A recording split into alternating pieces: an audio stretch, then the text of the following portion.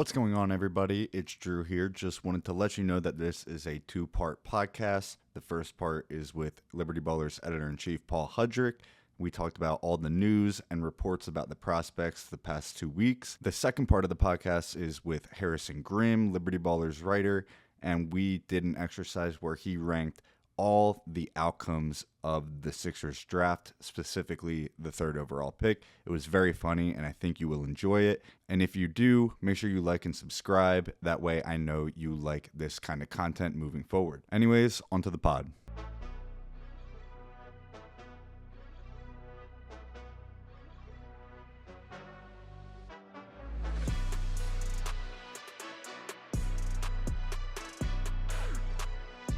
Well, first I should say, how are you? It's been a minute. I'm doing great, man. Thank you to Ace Bailey and his camp for making things really interesting and for giving us a ton of content. I really appreciate that. So there's that. But yeah, no, things are good, man. How are you? I'm good. I'm just plugging along, trying to keep up with everything that's been happening. And I feel like with all the reports that have been coming out, it only makes sense with in a week. It feels like the draft could have been last month with how much coverage has been coming out. It's been insane. It's been a minute since we've had a top 5 pick, so uh, get to see what it's like all over again. But we're gonna start real quick with the Ace Bailey news that Jonathan Givony dropped yesterday that he will be canceling his workout with the Philadelphia 76ers. He was supposed to get into Philly today and then start the process today, do a workout tomorrow. So, what are your thoughts on how that might affect their prospect of drafting him or him as a prospect as a whole? Well, I don't, man, I can't imagine it helps him because the Sixers had everything planned. Like they were rolling out the red carpet for the kid. Like they had dinner set up, they had breakfast set up, they had hotel room set up. Ready to watch him work out. And like this was gonna be all about Ace Bailey. Like it was gonna be like Ace Bailey Day over the next 2 days at the Sixers practice facility. And then for him to cancel at the last minute, there's no real reason why. No one has said anything. There's been some false reporting as to why. It's already been debunked. The idea that he was looking for a promise from the Sixers, that's already been refuted. Man, I would say two things. One, if you're the and this is not me, this is not inside knowledge, this is my opinion. If you're the Sixers, you got your answer on whether or not you should draft Ace Bailey. Yeah. Just my opinion there. Because unless there was and maybe there was some extenuating circumstance, maybe he had something going on, but I do feel like if that were the case, we'd be hearing a little bit more. And it doesn't appear to be the case. I mean, it's been, since last night this news came out, we've heard nothing about like, oh, we had, an emergency, a family situation, whatever. We haven't heard anything like that. It's just been that they were going to do the meeting and then at the last minute they canceled it. So it's just to me, again, from the Sixers standpoint, to me, this says, okay, I am not going to draft Ace Bailey because it just leaves such a bad taste in your mouth, I feel like. And then yeah, if I'm a team after the Sixers, I'm thinking long and hard before I draft them. Because Yeah. the other thing too, Drew, is like this didn't happen in a vacuum. This isn't one thing. We're like, oh well, everything else is great about Ace Bailey. He's a can't miss prospect, but he did this. There's a lot of other stuff, right? Like, I mean, there's a lot of warts in his game. As talented as he is, as special as he could potentially be, there are serious warts in his game that I don't know he's going to be able to fix. And then when you hear things like him saying at the combine, "I don't have any weaknesses," well, that's ridiculous because literally every player has a weakness or weaknesses, even the greatest in the world. So when you hear him talk like that, and then you see the actions as well, and then you couple that with some of the red flags in his game, and it's like, man, like this is starting to pile up. That there's a lot of reasons why you should really have pause if you're considering drafting Ace Bailey. Like I said, if I'm the Sixers, I'm out. If I'm a team right behind the Sixers, I'm looking real long and hard at Con Knipple and Trey Johnson. Mhm. Um, And even guys like Jeremiah Fears or Kama Malawach, like I'm looking at all those guys really long and hard before I'm convincing myself to pull the trigger on Ace Bailey because this is just so much smoke for there not to be some fire. Absolutely, absolutely. Now, what if we separate the off the court stuff and the interviewing and all these reports that we're getting? What have you seen from Ace on the court when watching the tape of we've heard a lot of the drawback of his shot selection, perhaps his feel not being where it needs to be. Do you think that that is stuff since he's so young that could kind of grow in the right spot? Is that just where do you land on that? Is it a spot dependent thing or is that just him as a prospect? I think it's him as a prospect, but like it's not to say he can't develop those things because he can. You can, but it's a matter of if you will. And again, when this is kind of the, I know you didn't want to touch, but like this is the kind of stuff where when he says something like "I don't have a weakness," Yeah. and he gets really defensive about his shot selection, he gets really defensive about not having assists. Like that's when you start to kind of question, like, well, yeah, like he needs to improve these. Does he know he has to improve these, and will he take the necessary steps to improve? Now, as far as what he does, look, I mean, he's like six, whatever, 6'9" with shoes on, which is all that matters because they play basketball in shoes. He's like 6'9" with shoes on, has a 7 foot wingspan. I think the shooting is very real. I think he can be a really good shooter at the next level, makes a lot of tough shots. Part of that is stemming from his decision making and the shot diet. Part of it is, quite frankly, to defend him a little bit, the Rutgers supporting cast and the Rutgers offense that didn't get him a lot of easy shots. So there is that too. That's very fair to point out. Him is like it's funny, Drew, because like and we've talked about this exhaustively in the Liberty Baller Slack. It's the idea that Absolutely. there are people who want to compare him to a Kevin Durant Yeah. or even a Jason Tatum. When you go back and watch Kevin Durant at Texas or watch Jason Tatum at Duke, they were two of the most polished players, prospects I've like ever seen. Ace Bailey's not that. And that's not to say he's not going to be really good, but Mhm. from a polished standpoint, it's not even close. Like to me, the more favorable comp, and this is not derogatory, but like more like a Michael Porter Jr. with a healthy back, with more defensive upside, which would Yeah. be a hell of a player. Like there's nothing wrong with that being where he is. And if he were to accept that type of role, I think he could be excellent as a giant movement shooter, cutter, a guy that can, with his athleticism and his length, can wreak havoc on the defensive end of the floor. You see some of the highlights of him, like with these weak side blocks that are just like spectacular plays. That again, only a special type of talented player can make some of the plays he makes. If he were to buy into that role and that type of player, I think he could be really good. But if this is the way he's going to look at it, where like, all right, let me get to a team where I can get shots up and I can just dribble the hell out of the ball and like that. I don't think that's going to like. I think you already saw Rutgers. That's not great for his development, right? Like I think Yeah. he he would not be the first NBA player to have to become a role player first before becoming a star. Many have done it before. Many will do it after. Like that's Yeah. not. This is not like a new trend. This happens to a lot of guys, and I think too, Drew. Like the I contrast what we've heard from Ace Bailey, what we see from Ace Bailey, what we've heard from DJ Edgecombe, what we see from DJ Edgecombe. You can also translate that to Trey Johnson and Con Knipple. Like these are guys who the tape is there. There's a lot of good productive tape in there, but they also are workers. They acknowledge the flaws. They say they need to work on them. Um, to varying degrees, whatever. And and I think that's what like it speaks volumes that those guys despite the fact that they're trying to also be the number 3 overall pick, they're coming at it from a much more humble approach, a much more I plan to work and whatever role I have, I have.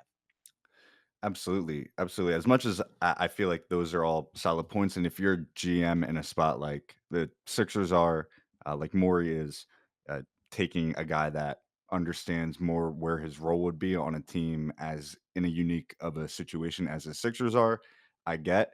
But then again, there is a part of me kind of eating away. I mean, that's like, you don't win championships. The Hall of Fame players aren't getting in the Hall of Fame by being humble, and if supreme confidence is what this is kind of based off of instead of a lack to put in the work, which obviously we won't really know yet.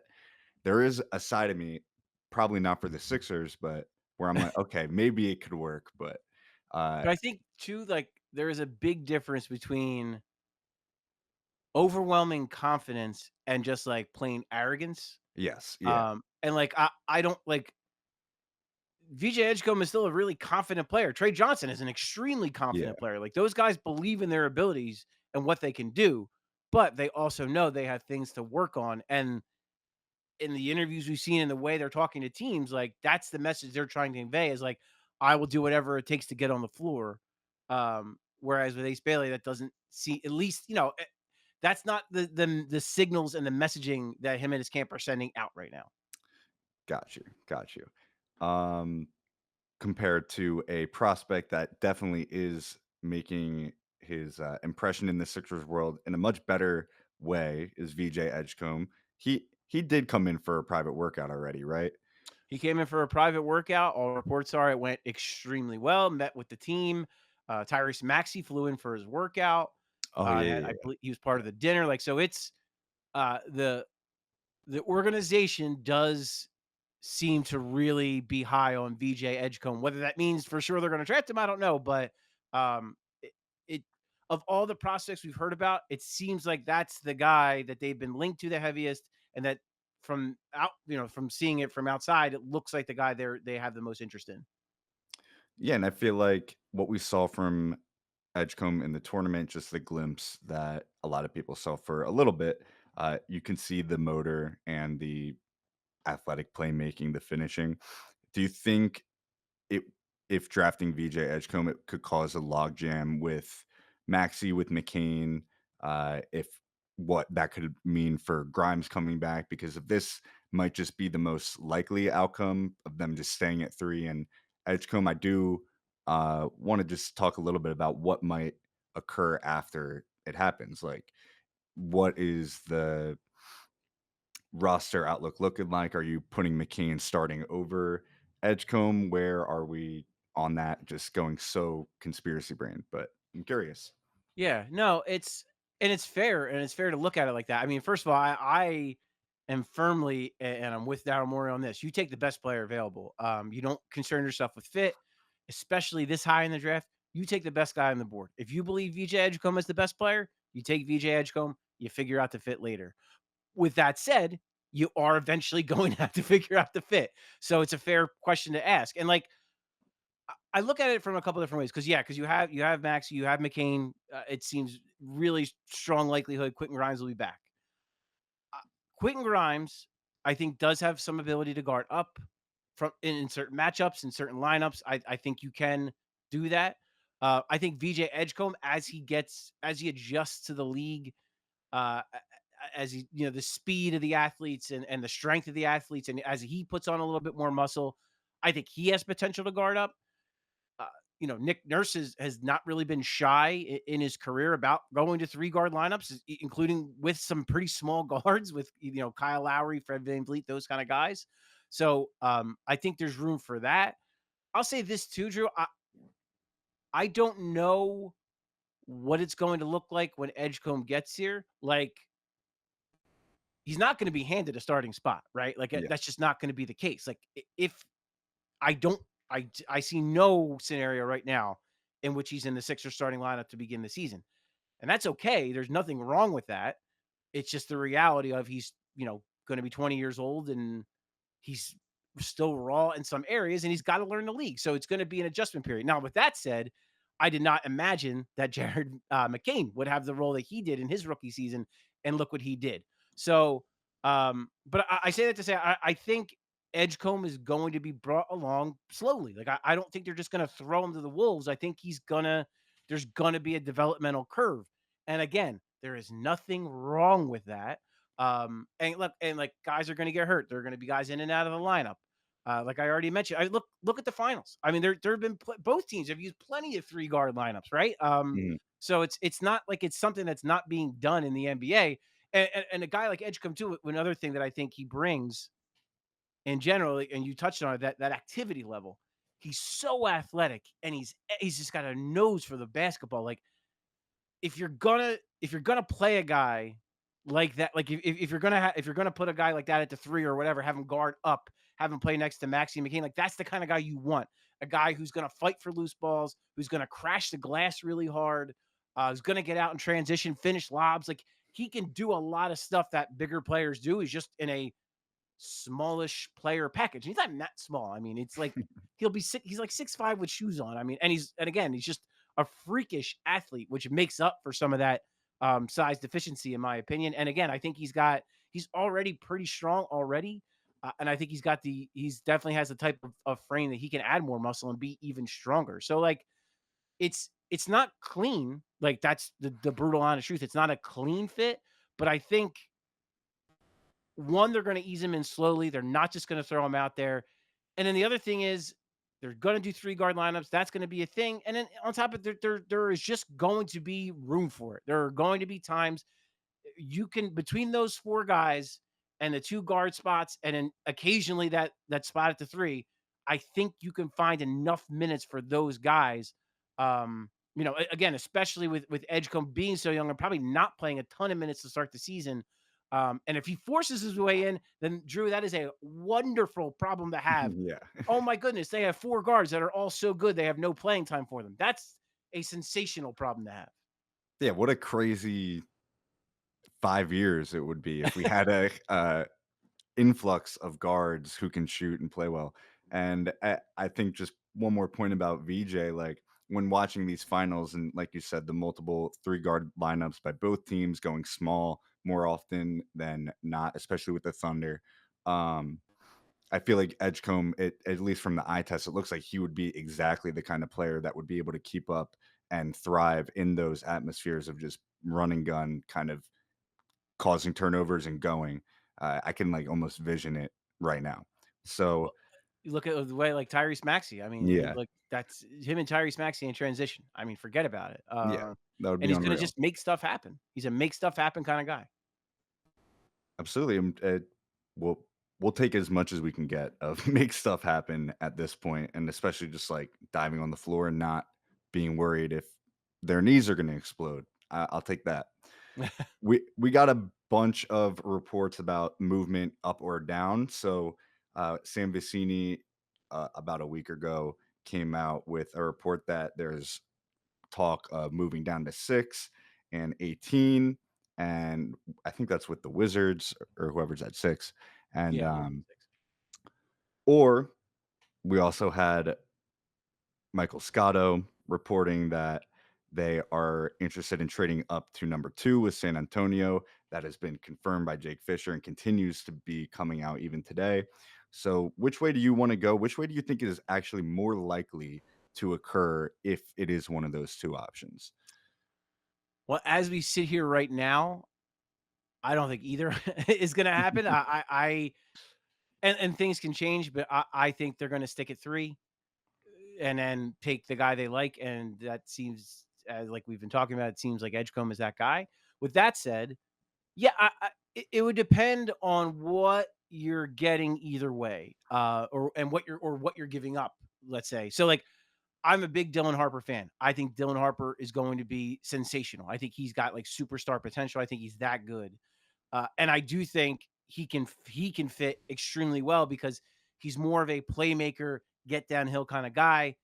Makes a lot of sense to play with McCain and Maxey, and he's also 6'6", 6'10" wingspan, strong kid too. And look, and he plays defense. If you watch him at Rutgers, like he actually has a pretty high ceiling defensively on top of being a really good offensive player. So like, I think he's the type of guard where that could work. I think you could play him with Maxey, with McCain, with Grimes. Like I think that could work out really really well. So, and I do think if I'm just looking at it compared to the Spurs situation, I do think this he fits Harper would fit better with the Sixers and the Spurs. With that said, if I'm the Spurs, I probably would take Harper anyway, but that's a whole other discussion. The fact that a lot of the big name reporters now seem to think that the Sixers are sticking at 3 tells me that San Antonio must have a ridiculous price on moving up 1 pick. And if that's the case, I can't blame Daryl Morey for being hesitant because the other thing too, Drew, is like at some point there is going to be a rebuild or retool. Like that's going to happen here in the very near future, one way or another. if you're going to do that, you're gonna need assets. You're gonna need draft capital. So like I don't want to give up a ton of draft capital to move up one spot, even if I get it. Dylan Harper, I do. I think he's going to be special. I think he's going to be really, really good. But I also, you got to be a little bit careful with giving up multiple picks for a guy who he's not proven yet, right? Like he's not an NBA player yet. I like him a lot. Think he's going to be really good. But man, you better be awfully confident if you're going to give up like multiple draft picks. So it would depend on the price for me with Harper, but I certainly have interest, and clearly the Sixers do as well. I'm less inclined to want to trade back. Um, 6 puts them in an interesting spot because if you go down to 6, right, San Antonio, I mean, if I'm they probably pass on Edgecombe if they're if, or sorry, it wouldn't be San Antonio that. So it would be if the Sixers trade back, it would probably be what? The Wizards, they would probably be Mhm. moving up to take Edgecombe, I think is kind of the consensus. So Washington takes Edgecombe. Charlotte then has their choice between Trey Johnson or Knipple. And then I imagine Utah takes whichever of those 2 guys that they don't take. So at 6, you're staring at Ace Bailey, um, or, there's they've been linked to, Malawach as well. I don't know. So, like, it to me, if you are fearful of Ace Bailey and you don't and you're a little bit scared of his projection, you don't feel comfortable taking him, 6 is probably too far. I Yeah. think you probably have to stay within the top 5 so that you're getting one of Edgecombe, Trey Johnson, or Knipple. It's unless I don't know, unless the Sixers really just have this really high grade on Malawach and they think 6 would be a fine spot for him. I don't know, but I think they're more inclined to stay between trading up or trading down. I would rather trade up to get Dylan Harper than trade back. Yeah. Just my 2 cents. But at the same time, I understand wanting to accumulate more draft assets because again, you're there's going to be a rebuild at some point. I don't know when. It could be here sooner than we think. So if that, if and when that happens, you're going to want to have those draft assets to build and figure out what your next steps are. Absolutely. So let's say we do go back to 6 and or 5 because I feel like 5 is the golden spot. That way you can kind of have your choice of the last 2. But there's also Charlotte is linked to Edgecombe as well heavily. So even if the Wizards jump up and go somewhere else with it, there's no way I think Edgecombe's getting past 4. So Agreed. if they're at 5 or 6, between Trey Johnson, Knipple, and I will throw in just because personally, if they pick Malawach, that would that would be just like very shocking and would completely shake up, I think, a lot of people's like process about what they think is going on with this team. But It would be great um, for business, I can tell you that for us. absolutely, absolutely for us it would be great. But I mean, that would just be such a signal with where they think Embiid is at. I don't know if they're even willing to do that so publicly yet with how they've been. But anyways, uh, ignoring Malawach for now, just for my own personal beliefs. What if we go Trey Johnson, Colin Murray Boyles, and Knipple? Just from what you listed off, it sounds like you have Knipple a little bit higher than Trey, or vice versa. And Trey, then yeah, Trey, I yeah, would yeah, put Trey slightly ahead of Knipple, but I don't think you can go wrong with either yeah, guy. These are the 2 best shooters in the draft. I think they both have, like, best shooter in the league potential, like, they're both that good. Um, I like I like Johnson, and it's not to say, look, I think his overall offensive skill set is getting slept on a bit. yeah. I think he's much more than just a shooter. I think he could do some things off the dribble. I think he's a pretty darn good passer. He can run a pick and roll. If you are way too aggressive on a closeout, he will beat you on it. We saw him scale up when Cooper Flag went down. Like this guy's a good offensive basketball player. Um, I do worry about the lack of athleticism on both ends of the floor. That's probably that's probably the biggest reason why I would have Trey Johnson slightly ahead of him is that Trey Johnson, 6'10" wingspan and tested sensationally well at the combine. Uh, I do have some concerns that maybe that some of those attributes of Trey Johnson didn't show up as much as I would like at Texas. But at the same time, I think part of it is he was asked to carry their offense. He was their offense. Like they just Yeah. really didn't have much going on other than him. I think he's a better playmaker than people are giving him credit for. I think anyone comparing him to Cam Thomas should like not Yeah. watch basketball anymore and not like evaluate players because he's nothing like Cam Thomas.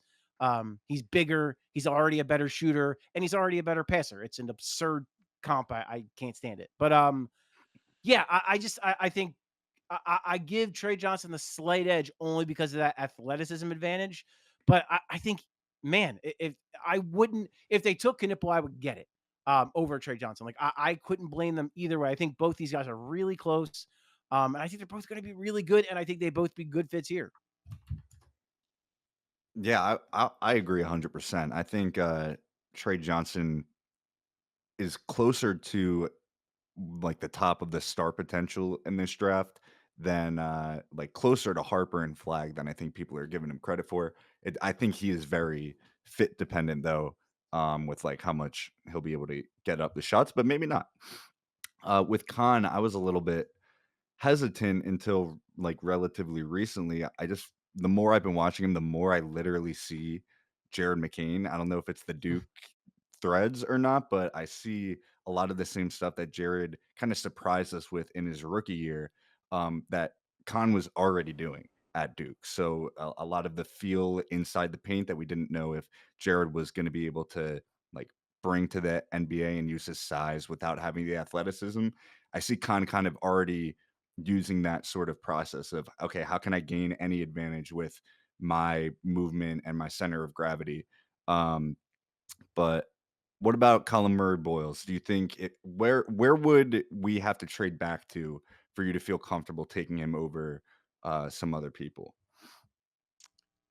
Or where I are you with don't. him? I don't know. I listen in a vacuum. I love him. Yeah, He does so like just such any and for this team, like oh my goodness, he would be a sensational fit because he's just ticking all the boxes that you need to tick. Like he's a defensive savant. He's rebounds, loose balls. He's so strong. He's so tough. Like absolutely perfect player in that regard.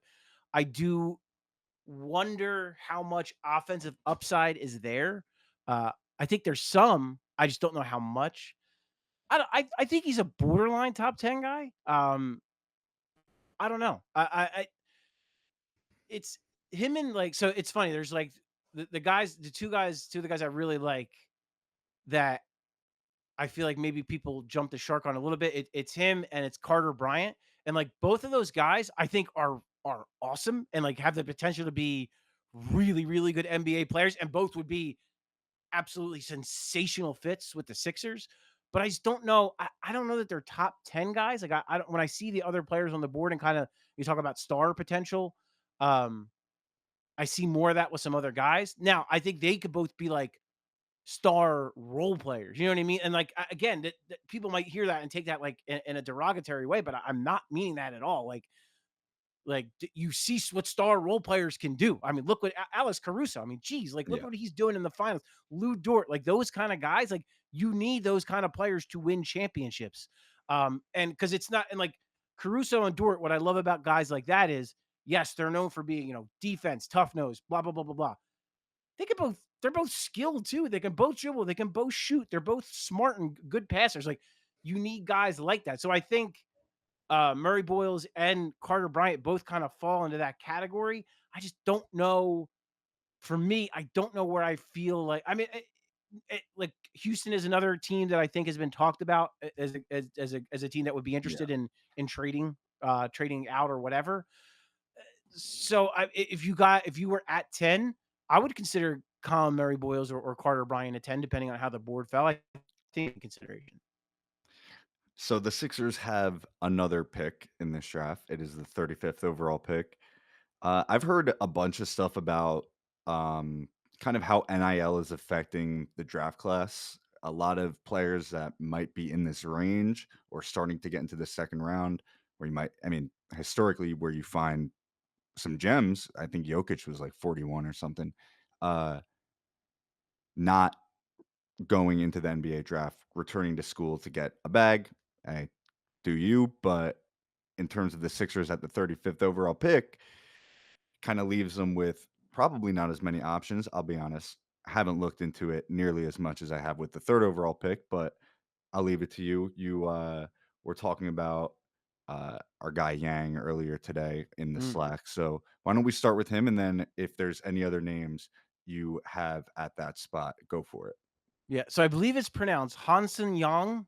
I could be wrong Mm. because I haven't watched. I can't pretend like I am an avid CBA watcher. But no, but look, yeah, he's really interesting. He's huge. He's 7'1", ridiculous skill level, really good footwork, really good passer. Offensively, I get some Shingun vibes.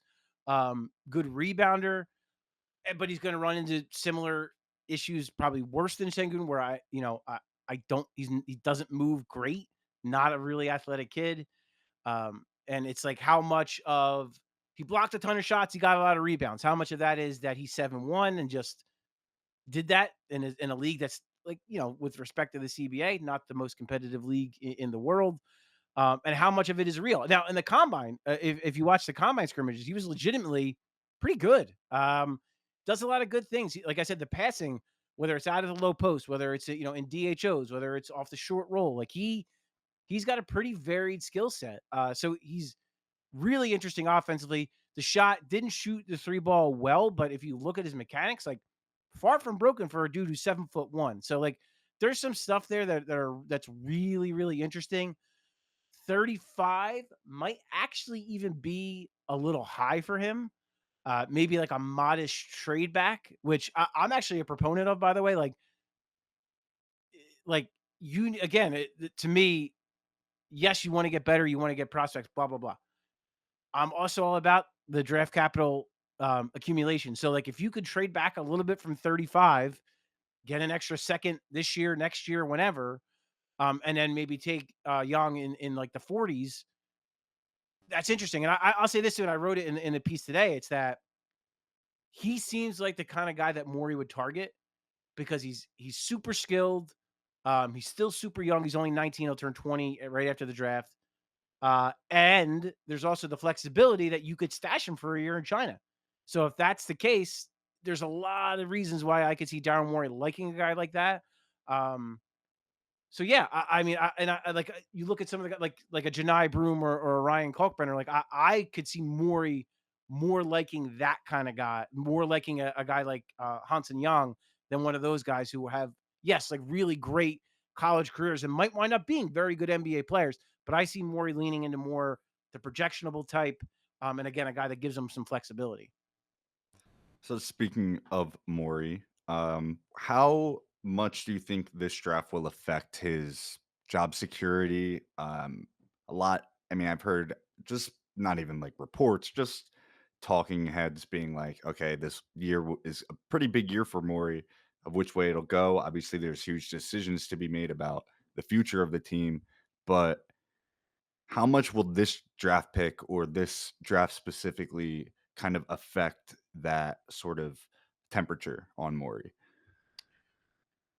I mean, if we're talking about just this year, like I probably not much. I mean, because like I said, I think even if they take whoever they take, I don't think it's going to be a guy who you're throwing in the starting lineup and playing him 35 minutes a night. Like I don't, no matter who it is, whether it's, I mean, maybe Harper, maybe that would be the case if they traded up and got Harper, and that would certainly, I would think, affect his. So like Yeah, if they trade up for Dylan Harper and he wins Rookie of the Year or something, then that's clearly going to yeah, look good yeah, for Daryl Morey. If it goes the other way, then that's not going to be so. So like something like that. But if they stick and pick, let's say, and they take Edgecombe and like Edgecombe's just okay, I don't think that yeah, really does it. yeah, Even if he's bad, quite frankly, I'm not sure that does much to affect Morey's job security. I think the bigger thing is everything else. Like, yeah, um, do you get another wasted year of Paul George where where he's not healthy and not very effective? Do you have another year with Joel Embiid with the same? Because the reality is he cleared the decks to sign Paul George. He gave Joel Embiid an extension. So if those guys are still not healthy and can't play next year, that to me is the thing that's going to have a big effect on Daryl Morey's job, more so than this year's draft. Down the line, it could be a factor if whatever if he passes on Ace Bailey and Ace Bailey's a star and VJ Edgecombe is just not that good or okay or whatever. Um, maybe that affects whether or not he gets another extension. But I think next year, unless things just get, unless it's another repeat of this year, I don't see a scenario where it's really going to affect his job too much. Totally understandable, and I think you're right on the nose with that of, like, the draft probably isn't gonna be a huge swing one way or the other as compared to the stuff with Joel and PG. Do you have any thoughts on the finals, on kind of the team construction, anything with the coaching? Um, Obviously, the game 6 is tonight, so who do you think is gonna win? And then we'll close it out after. Also, the Lakers sold for $10 billion. Uh, Crazy. Maybe we should let Josh Harris know that that happened, but, uh, go for it. Floor is Yeah, yours. no,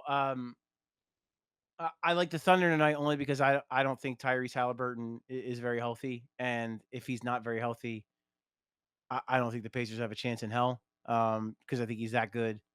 He is a superstar. And so if they're missing their superstar, I think that's going to hurt them a lot. Or if he's just as ineffective as he was the other night, where he was clearly Yeah.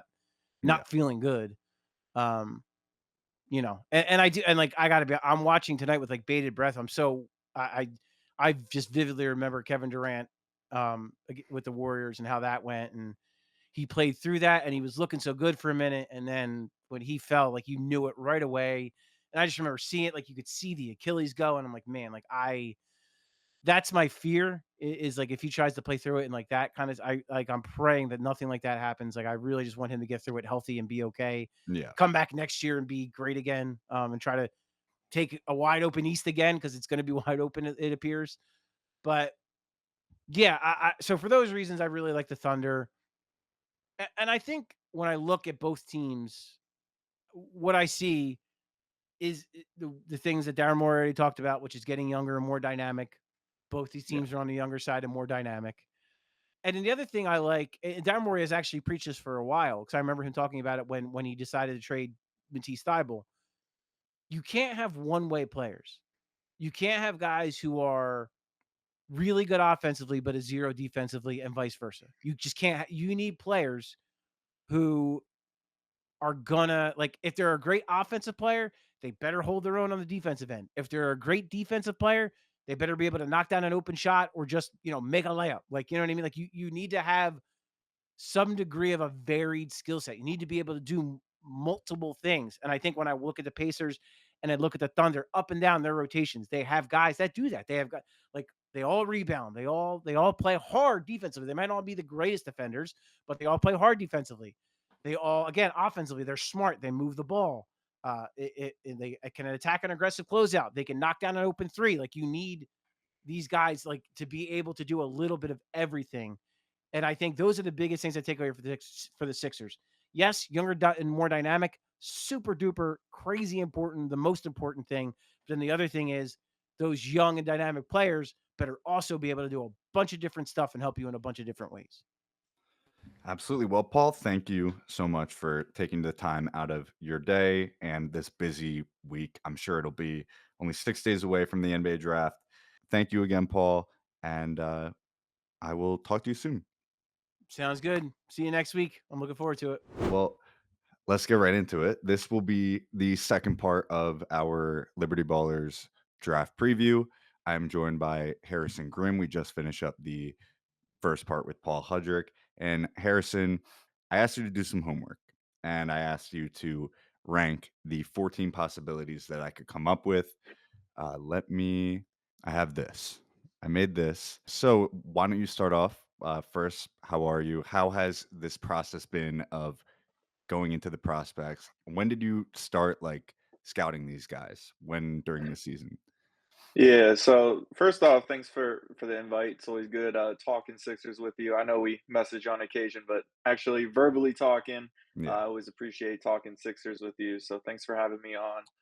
In terms of when I started really digging into some of these names that we're about to get into, it was about a month or two of the Sixers season left. Obviously, at that point, the realization that they were going to miss the postseason and maybe have a lottery pick really set in. So I tried to get ahead on that homework, and here we are.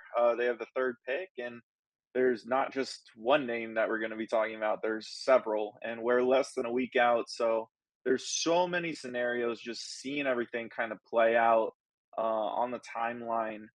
There's a lot of directions this draft can go, not just for the Sixers, but for the entire league. But I do think the draft really does start at three. We'll see what they ultimately end up doing, but as you alluded to, we're going to dive into some of these scenarios, and we're going to see which one I like and which one that maybe you don't or do like. So I'm excited to get into it. Absolutely, absolutely. So I feel like it would make the most sense if we go in reverse order here. We start at 14 and we go all the way down to 1. And I feel like there are some that are definitely clearer than others in terms of like what would be closer to the top. But I am very curious to see where all of them line up, which ones you're placing directly next to each other, over or above. And it's just fun because I feel like with a lot of the conversation with the draft, it can get kind of repetitive of just like, okay, this guy is good at this, he's not good at this. Obviously, we had some news about Ace Bailey yesterday, but other than that, it's been kind of the same stuff over and over. So I thought that this could be a fun thing to do. So why don't we kick it off? Why don't you hit me with your 14th, the worst possible outcome out of all of these that I could come up with? I did say if you came up with some on your own, please feel free to add them. But yeah, whenever you're ready. Yeah, so starting off at 14, or what I would consider my least favorite out of the scenarios that you see on screen now, I have the trade out of the third pick for win now players. So that is my 14th. And just to kind of explain my reasoning why, I'll try and keep this brief. But I think the Sixers have a unique opportunity this year that they're probably not going to have for the foreseeable future in having a top three pick. And whether or not Joel is healthy or not, like it ultimately comes down to that. I'm not gonna act like I know. I know you don't know. Like nobody knows what's going on with that. And I think regardless of the direction you want this team to take, whether it's like full down, retool, rebuild, whatever, or push the chips in, make one last run with Joel Embiid, um, I think they need young talent and I think they need upside, especially if they don't want to fall off a cliff if they aren't about to already. So I would like the Sixers to. It doesn't necessarily have to be at the three spot, but I do want them to come away out of this draft with at least like one player, whether that's a Concanoopel, Ace Bailey, Trey Johnson, VJ Edgecombe. I want to see them come out of this draft with one of those guys that can not just help next season, but really give us something to look forward to later on down the line. I I think that's 100% the right way to go here. Not getting a rookie or someone that like we can probably prospect into the future, I feel like would be a little bit brutal. But I feel like also a part of me is like depends on the player. If we get someone unreal, I can't even think of anyone who's realistic. But if it's like Like like included like in a the one Giannis that trade, that the one that I always hear kinda kicked around on the timeline as, like, a win now guy that isn't necessarily, like, a star is, like, Cam Johnson. I think he's a good example to use, which I personally wouldn't wanna see that. yeah, I don't think I'm with that either. All right, well, let's see what else we got here. What do you have at number 13? Yeah, so this is tough, because most of these scenarios outside of the one I just touched on, I can see angles for, and even what I'm about to say, like I don't love it being at 13. But what I have is draft Malawach at third overall. And that isn't really indicative of my view on Malawach or Malawach in a vacuum. I think he's a phenomenal prospect. I think there's teams that do have him, maybe at three on their boards, if not definitely within that range. Why wouldn't I like it? I think you can get Malawach a lot lower in this draft. I think he's someone you could like. Everyone likes to talk about the trade down opportunity to six. You could definitely get Malawach at six. I think in this draft, and it's rumored that the Sixers are fans of him, so I'm sure this is a scenario they kicked around. But I wouldn't like to see them take him third overall. It would be nicer to have them trade down. maybe pick up an extra asset or two. And then there's also the angle of it where I don't think Malawach can play with Joel Embiid. And Yeah. if the Sixers take him third overall, that alone is a tough pill to swallow. But that's to me, and I'm not trying to report anything here. If they take Malawach, it's kind of signaling what might come for Joel Embiid or what kind of the future holds for him, and that's pretty somber. So that would be a tough thing for me to go through from a fan perspective, let alone at the third overall pick in this draft. Yeah, I feel like that is pretty on board with, I would say, the general, like, Sixers fandom of, like, why not just see where this Embiid thing goes? This has to be the test year, pretty much see where he's at. And I didn't mention this earlier with Paul, but, just when you were talking, we also, like, and I know it's a different level, but Adem Bona really popped for me last year, and I see a lot of similar stuff, of Adem after 1 year in the NBA compared to Malawach just as a prospect right now. But, so I'm also a little bit hesitant with, Malawach, but a trade back, maybe I could be convinced, one way or the other. But, yeah, just having a logjam at center with guys that can't really play with Embiid doesn't seem like a good idea. Where are you at with number 12? So number 12, and this might be a bit of a scorcher. Maybe if we were recording this a day or two ago, it's probably less of one now.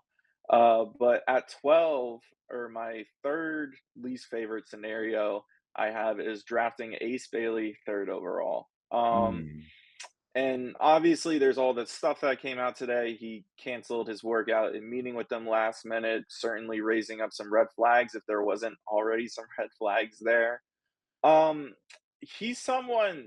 It's getting to the point where, and you're starting to see this on mock drafts, where he's starting to slide down from three into the 6 or 7 range, and like I get he technically has the second highest ceiling in this draft, but there is a lot of things, and when I say things, I mean that plurally. There's a lot of things that have to go right for him to fill that ceiling, and as this draft cycle has gone on, I've just been less and less confident of him filling that ceiling and warranting a third overall selection.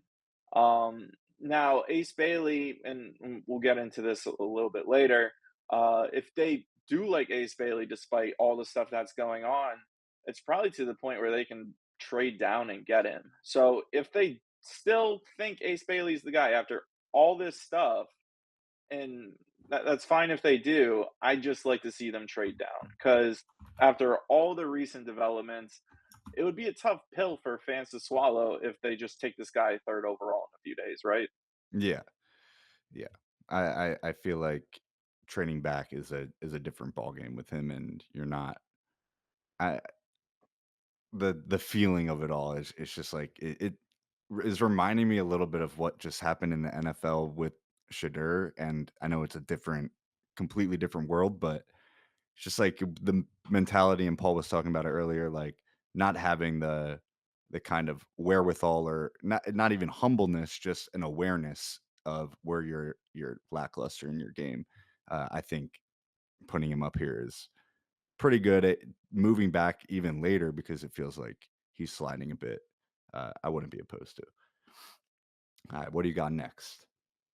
Yeah, so where are we? We're at 11 now. So this is where we start getting in the territory of like scenarios where we're really kind of nitpicking a little bit. And I'm sure there's going to be people listening to this that are going to disagree. And, that's what the draft is all about. So at 11, I personally have draft Trey Johnson third overall. Mm, And it's not that I dislike Trey Johnson. It's just I like some of the other scenarios that we have yet to get to, or other prospects that I like more than him. And there's people like Paul, I know, is a big Trey Johnson guy. He has him over Khan, Ace Bailey. I personally don't have him over Khan. At this point with Ace Bailey, it's kind of getting real close for me. I gave Ace Bailey the edge because he's a better rebounder. Mhm. There's a little bit more defensive versatility with him. But when it comes to Trey Johnson, like the offense and shooting isn't a question. It's really just the defense. And while he has a good frame and probably better athleticism than I think people realize, I don't know how he projects long term as a defender, and that's what's really gonna cap his upside. If he can't really defend or stay on the court when it matters, you're talking about a situational shooter. And listen, maybe like there is a world where Trey Johnson is the best player out of everyone that we're talking about, and that's not too far off. It's just when you also factor in the Sixers personnel, we've beaten this horse dead about the small guards, defensive concerns, like everything I write, everyone's talking about it. And just putting another iffy defender next to them, it's not really something I love. It's a lot different if they were to trade down for Trey Johnson, which we're going to get into. But at third, I feel like the price is pretty rich, especially for a guy that really isn't being taken that high. It seems like a lot of people really like him at the fifth pick with the Utah Jazz. So I wouldn't love it if they took him third overall, but obviously the Sixers scouting department deserves the benefit of the doubt with the good job that they've done in recent years. 100%. I feel like the, Trey Johnson pick would be at 3 would be a little bit rich in a way of it would be one hell of a bet on him, and I think he does have star potential, but, obviously, as we're gonna can say a lot here, at least for the next few picks, I imagine, if you trade down, it'll be a little bit better. Uh, For let's sure. let's keep her going. Number 10, we'll break into the top 10 here. Yeah, so 10, and I hate putting this one at 10, but there is a logical standpoint to it, and that's the trading outs to offload Paul George's contract. One, the optics are tough on that, just the year removed of actually signing him. But the Sixers know this team better than anyone else. And if they think Joel Embiid is done, the Sixers contention window gets slammed shut for at least the short term future, right? Mm, And if that's the case, I think you should start to look ahead towards the future. Maybe shuffle some chairs around. Moving off of Paul George's contract would allow them a lot more flexibility in the future. And if Joel Embiid's hurt, like why kind of keep him around? I'm not really sure because that contract I think is only going to get worse and worse with time. I know like right now there's three years left. I think if you include the player option, which let's face it, he's probably taking that. yeah. It's a tough pill to swallow. It's certainly one of my least favorite scenarios that we have here, but there is a logical reasoning to want that, and there's several factors that could change that. Yeah, it's like the most economical, maybe logical. Although it would absolutely be terrible as a fan perspective, you can convince yourself it's a smart move. Um, yeah, what about number 9? Yeah, so number 9, this might be a little bit of a scorcher too, but I have trade down for CMB, Colin Murray Boyles. And he is such an intriguing prospect because I think like Sixers Twitter kind of gravitates onto a major side. Like it's been a lot of Ace Bailey versus VJ Edgecombe at the 3 spot, and Yeah. then you got other guys sprinkled in: Trey Johnson, Khan, um, VJ, obviously. Like we never really talked about CMB at length, and he's not someone that has really been tied to the Sixers. But he's someone that draft models really favor towards. And the Sixers, like many teams around the NBA, do use analytical draft models to help make Really? their selections. If you didn't hear, they also use AI. But when it comes to CMB, I think his fit would be so good if he had a jump shot. Yeah. And he doesn't have one right now, and I'm not gonna act like he does. But out of all the skills that you can teach an NBA player, Jump shots are usually something that a lot of players can learn or at least get respectable at. And if the Sixers are willing to wait and develop him, he does almost everything else at a good to high level. He's a good playmaker for his size. He's a big forward, not guard, with tremendous size. Probably projects as a four at the next level. Good rebounder, pretty mobile on the floor. The only thing is he can't really shoot. Yeah. If the jump shot comes around, it's an entirely different story, and I think we would be possibly talking about him as a top three guy in this draft. So he's someone I really like. If the Sixers are looking at kind of more of the long term timeline, especially if you can get some assets too, there's a good chance he's a really, really good player. Uh, where have you heard this before? If he develops a jump shot. Absolutely, and we have a track record of developing our top picks jump shots almost to a T 100% success rate. No, I once again, it's like I think a top 3 pick for him is a little rich. If he had a jump shot, this whole process becomes a lot easier, I believe. I believe he is the pick. He's kind of what you're looking for in a like forward wing, versatile, athletic defender. But yeah, the jump shot has got to come along, and the league isn't going to look too well on people that can't shoot, and especially Sixers fans. So I'm with you there. All right, what do we got for number 8? Yeah, so number 8, we're going back to Malawach. I have them trading down for Malawach. Uh, we kind of already touched on this, but Malawach at like 5, 6, 7, I can get behind that. And if Joel Embiid really is done, he's someone you might want to look towards. He's that good of a prospect. Huge, huge, huge, huge frame. I know a lot of people have kind of been putting out the videos of him dribbling, like making some jump shots, which he really didn't do much of at Duke.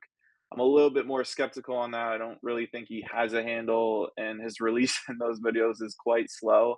But there is upside there.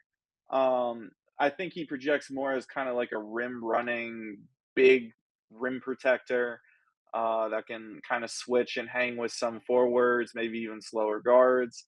Uh, I just wouldn't like to see the Sixers get him at three. If we're talking about the slower range, there is a logical reasoning to trading down for Malawech. But again, if they do that or take him at three, that's probably signaling that they don't have a lot of confidence in Joel Embiid because I don't think these two could play together. And if you're spending a top 10 pick on a player, you want them to be able to play with your best player, right?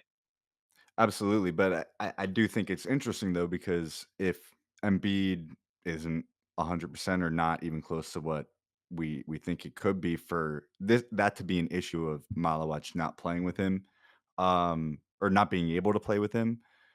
If Embiid isn't good to go, I do think Malawach is, a solid fit with Maxey, with McCain, a very good option on a pick and roll. Like I can see it, but like I said, it reminds me very much of Bona, and it's just like I feel like you need a little bit of a curveball if you're going to have two centers on the court at the same time, or have the same exact type of player backing each other up. I don't love that either. So, all right, where are we at number 7? So number 7, I have draft Con at third overall. I'm a big Khan guy. I know Khan has big fans on Sixers Twitter, and there is a lot to like about his game, especially if Joel Embiid is back in the fold. He's a perfect guy to have around Joel Embiid. I think he plays kind of like a taller Jared McCain in the sense that he's just a gifted shooter, quick trigger shooter. Can do a little bit off the dribble. I think he's got some playmaking potential that I wasn't really necessarily to showcase much of at Duke, playing alongside Cooper Flag in a loaded Duke squad. There's a lot to like about him, and I think he is very much worth using a top 5 pick on in this draft. Uh, Third is a little rich for my liking, and there are other guys that we haven't gone to yet that I do like a little bit more than Khan. But if they do go with Khan at third overall, I won't be mad. I think he is that gifted offensively, and I think he's kind of been labeled as the high floor, low ceiling guy. And in the draft community, those takes can kind of reverberate or echo. And while I do like, he doesn't have the same ceiling as like Edgecombe, as Ace Bailey, et cetera, et cetera. I still think his ceiling is pretty high, and on par with some of these other guys that we're discussing. The only thing that would suck is it would be at 3, so you wouldn't necessarily be trading down and getting more assets. But if the Sixers think he's the best player on the board at that point, and there's a good chance that uh, maybe the Charlotte Hornets take him if someone trades up and drafts VJ Edgecombe over them. I think there's a good chance he would go to Charlotte. They need someone like him. So maybe you do have to use a third overall pick to make sure you get him. And if that's the case, then you got to do what you can to get your guy.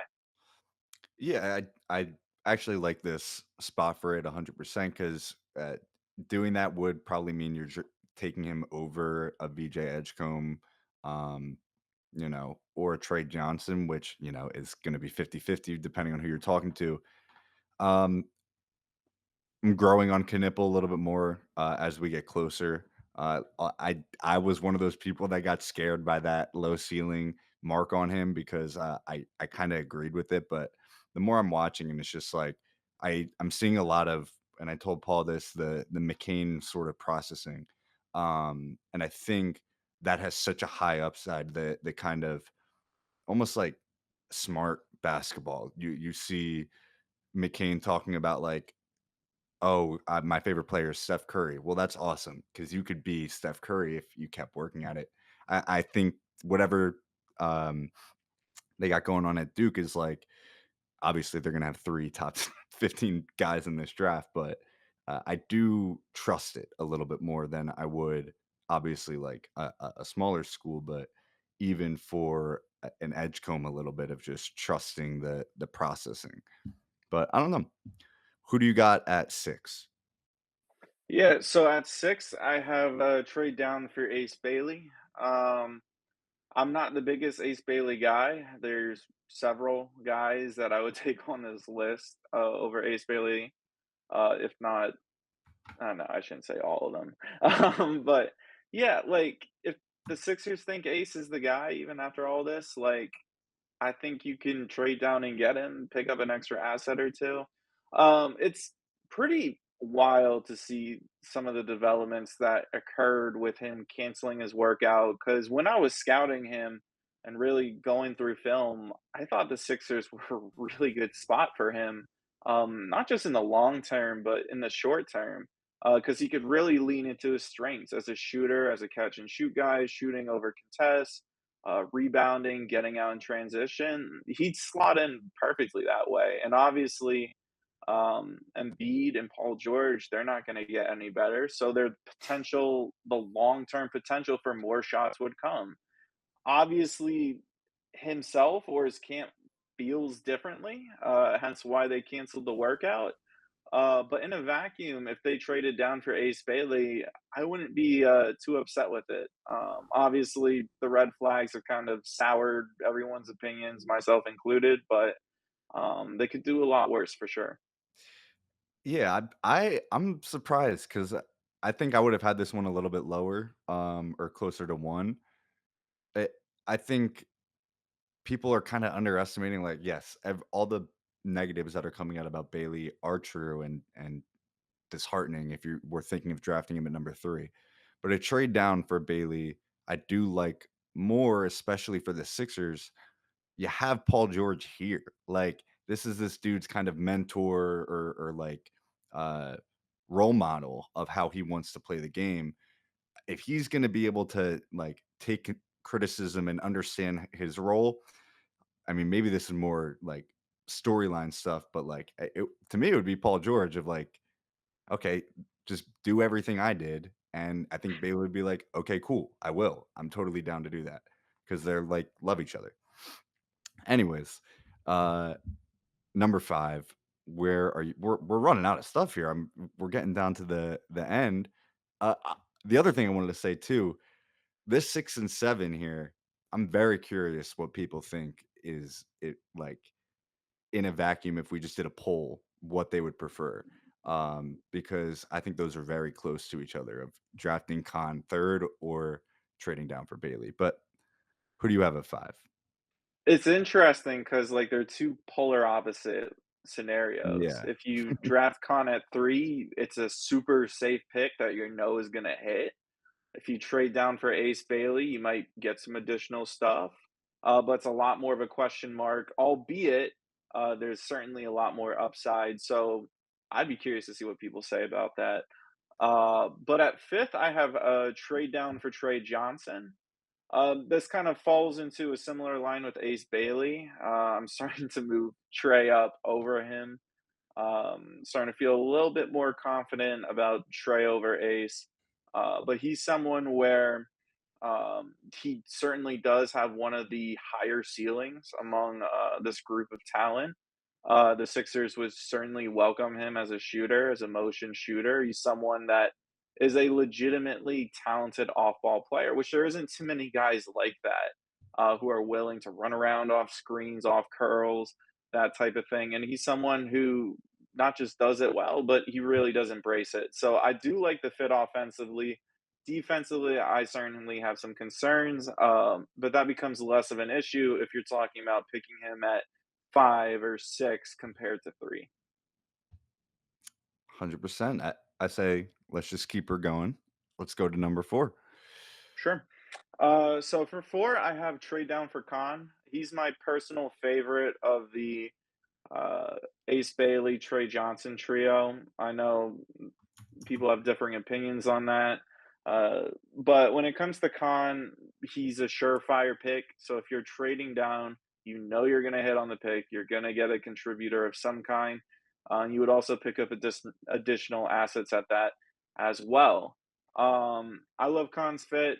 I think if the Sixers went this route, the sweetener would have to be pretty enticing, and or they'd have to feel pretty confident about Joel Embiid because it's not really the upside swing I think that they necessarily need. But listen, if they take Khan, maybe that also signals that they feel good about Joel Embiid, and we live in a perfect world again, and everything's fine. But that's a big if. So Yeah, and that is the last of the trade down. So if you look at just the trade downs, you have Khan being it just looking at your rankings of it, you have all 3 of them in a row, and it's kinda like pick your poison, but it a lot of it also depends where you're trading down to, how the board plays out.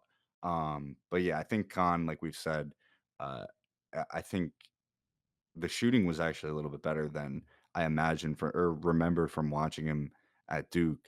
But yeah, I think being this high on him is like totally fair. And over Johnson, I don't know. I think personally I would have Johnson over Khan, but then again, that's a pick your poison. I think maybe I'm viewing it from not a super Sixers specific lens because I think Khan is a way better fit.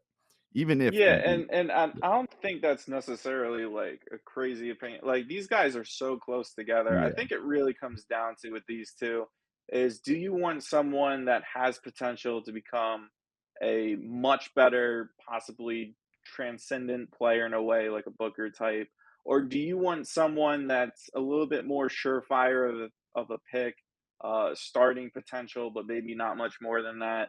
I feel like Khan, like his ceiling certainly is lower compared to Trey Johnson, but I'm also a lot more confident that he can actually hit his ceiling. So, it's apples and oranges at this point. absolutely, and totally fair. All right, we are at the top 3. We have draft Edgecombe 3rd overall. Harper falls to the 3rd pick or trade up to the 2nd pick for Dylan Harper. So, which way are you going to go at number 3? Yeah, so it's tough doing this, but I went with draft VJ Edgecombe 3rd overall for coincidentally the third best outcome. I've been a big VJ guy for a while. I've put him on my board at 3 pretty early on, and that's aged well, so that feels good. But I know a lot of the talk with VJ has been, oh, he's another guard. He can't really fit here. And I push back on that. I think he's someone that would be the perfect backcourt mate for Tyrese Maxey or Jared McCain. Um, I think he's someone that views himself as a one, as a someone who can bring the ball up the floor. And I think a lot of people kind of watch him or watch his stats and think he's like a Quentin Grimes type, and he sort of is. But there's a there's legitimate playmaking potential with Edgecombe. And even if he doesn't reach that, there are things that he does well on the offensive and defensive end that are sure to translate. He is a good catch and shooter. He does need to improve off the dribble or on motion, but that's something that's very fixable when you have a good foundation. And he has a great foundation. He's a good free throw shooter, like I said, great at catch and shoot, thrives on the defensive end. He's a good rebounder for his size. Um, Good shot maker for his size, believe it or not. I believe he had 22 blocks in 33 collegiate games, which is great for a 6'4" guard. And when you're talking about his athleticism, that allows him to play up. And I do think long term, as he adds on more weight, more muscle, the potential for him to guard up on threes and maybe even some fours is definitely there. And we've seen it with this finals, just how important it is to have well-rounded players that can do a little bit of everything, that can dribble the ball, get a stop on the defensive end, get a rebound, hit shots. And he is the epitome of that. I do feel like tough. It's a tough spot to be in from the sense that if you want Edgecombe, you're gonna have to draft him here. Because if you trade down, it seems like it's almost a given Charlotte's gonna take him. Mhm. Obviously, there's other teams that are really interested in Edgecombe, but there's so much to like about him, and I've talked a lot about what he can kind of provide day one. He can hit shots, really good defensive player, just an all-around kind of Swiss Army knife guard. I think a lot of people get too stuck on that sometimes, and they think he's more of like a role player, like a Josh Hart type. And I'd argue he has the third highest upside out of anyone that we're talking about here, other than Cooper Flag and Ace Bailey. He's 20 Mm. years old, maybe could still grow some more. Even if he doesn't, he's 6'4" without shoes, 6'5", 6'6" with basketball shoes. That's good size for a guard. That's borderline forward size. There's plenty of runway for development for him to become an even better player. And I do think he's the best blend of floor and upside that you can get. And that's a big reason he's going third in pretty much all mock drafts.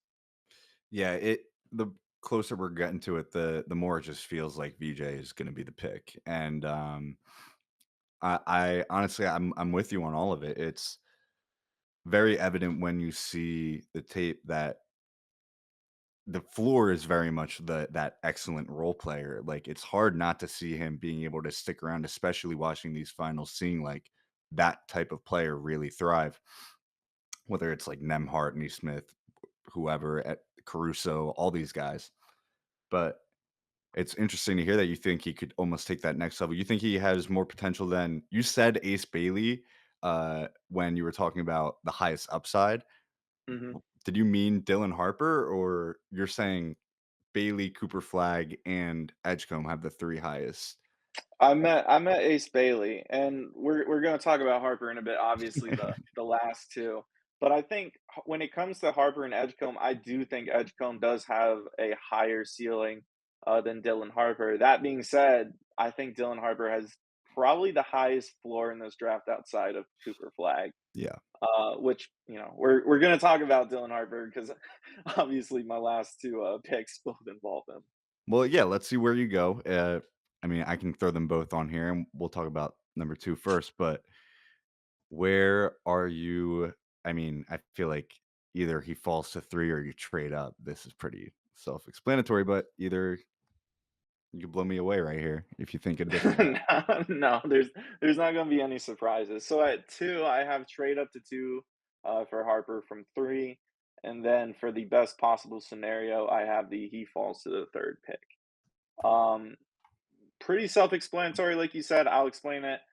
Obviously, if Dylan Harper falls to 3, you don't have to give up anything or do anything to get him, versus the other scenario where you're gonna have to give up something to incentivize the Spurs to move down. Yeah. Um, and when it comes to Harper, I guess I can just kind of talk about him because both of these involve Yeah, him. you're good. Obviously, I do have him above Edgecombe. I just said Edgecombe, in my opinion, has a higher ceiling than Dylan Harper. Dylan Harper has arguably the highest floor in this draft. He's someone that I think is gonna be a really good starter for a really long time. He kind of gets the Cade Cunningham comps. That's probably on the more optimistic side of things. But he's someone that I feel like is the perfect fit next to Tyrese Maxey. I think Edgecombe is a good fit. I think Harper is a perfect fit. And he's someone like I remember Daryl Morey talking on podcasts and talking about what kind of player are they looking for next to Tyrese Maxey? And Daryl's answer was something along the lines of like a tall guard or forward that can handle the ball. And that's what Dylan Harper is. He has that 6'6" frame. I want to say a 6'10" wingspan if my memory's serving me right here. There's so much to like about Dylan Harper, and his fit next to Maxine McCain would be great. He's someone I think that's gonna need the ball in his hands right away to really maximize his ceiling. And if the Sixers were to get him, whether he falls for some reason or they trade up, the Sixers are going to trust him with the ball in his hands. The stats show that Tyrese Maxey is a better off-ball player than on-ball player, and I think they're going to want to get him more off-ball reps. McCain is likely going to mirror that in a way. There's so much to like about Dylan Harper's fit in the short term, and that's not even talking about his long-term upside of some of the things he needs to improve on. That is the off the dribble shooting. That's really going to be what kind of makes or breaks Dylan Harper. He's a good catch and shooter. The off the dribble numbers aren't what you want to see. Mhm. Otherwise, terrific frame, good athleticism, good speed, good vision. You just go down the line. There's a reason Dylan Harper is kind of in his own tier compared to all the other guys that we talked about. It would be a grand slam if he somehow fell to 3. I think more realistically, they're probably going to have to trade up. So, we'll see what happens. Reports are the Sixers are still trying to trade up for him. So we'll see if they can get it done. One more bonus question just for a little thought experiment.